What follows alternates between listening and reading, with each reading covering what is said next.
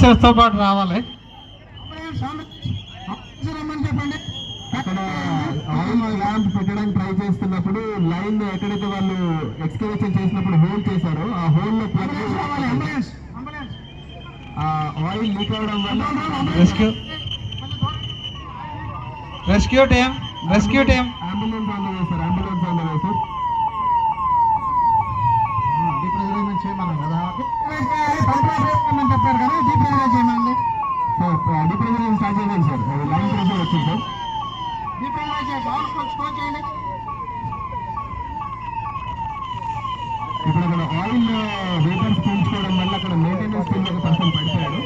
So emergency సినారియోలో మనకి ambulance కూడా ఎంత ఇంపార్టెన్స్ దీని ద్వారా తెలుస్తుంది. ఆయిల్ లీకేజ్ ఉంది, 3 మెంబర్స్ రెడీ ఉండండి. డీప్రెజరైజ్ కొంచెం కంట్రోల్ అయింది, కంట్రోల్ అయిపోయింది. ఇక్కడ లీక్ కొంచెం కంట్రోల్ అయింది, కాదు ప్రోడక్ట్ చాలా ఎక్కువైపోయింది. ఓకే సార్, ఇక్కడ డీప్రెజరైజేషన్ ఇంకా కంటిన్యూ అవుతుంది సార్. మేము లైన్ ప్రెజర్ ఇప్పుడు 5 kg ఉంది సార్, ఇంకా తగ్గించడానికి ట్రై చేస్తున్నాం సార్. స్ట్రెచ్చర్ తీసుకోవాలి.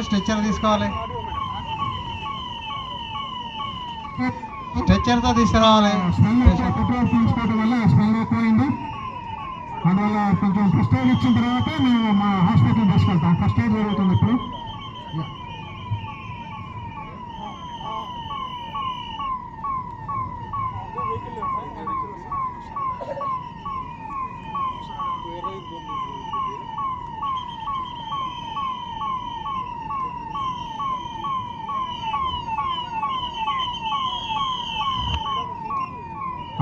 అట్లా కూడా ఇన్ఫార్మ్ చేయండి, మంచి ట్రీట్మెంట్ హాస్పిటల్